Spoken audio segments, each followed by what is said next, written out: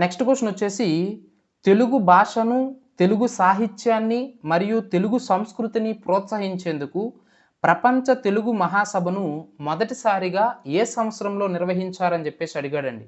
Options వచ్చేసి option 1 1974, option 2 1975, option 3 1976, option 4 1977 అని చెప్పేసి ఇవ్వడం జరిగిందండి.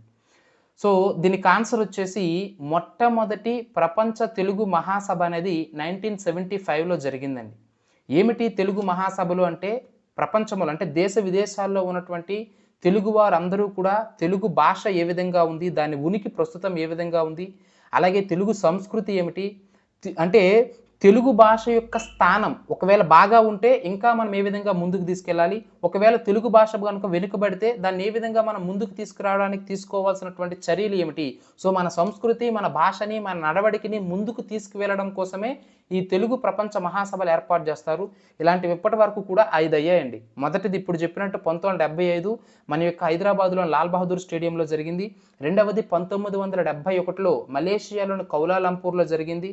మూడవది 1990లో మన యొక్క మారిషస్లో జరిగింది.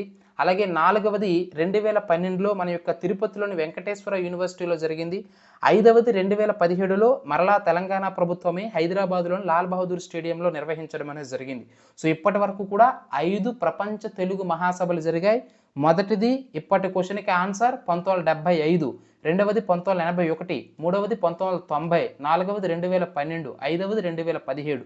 వేదికలు వచ్చేసి 1975 హైదరాబాద్ లాల్ బహదూర్ స్టేడియం, రెండవది 1981 మలేషియా కౌలాలంపూర్, మూడవది 1990 ఏమిటండి మారిషస్, నాలుగవది 2012 తిరుపతి వెంకటేశ్వర యూనివర్సిటీ, ఐదవది 2017 మరలా లాల్ బహదూర్ స్టేడియం, తెలంగాణ గవర్నమెంట్ హైదరాబాద్ అనే విషయాన్ని మీరు ఇక్కడ గుర్తుంచుకోవాలి.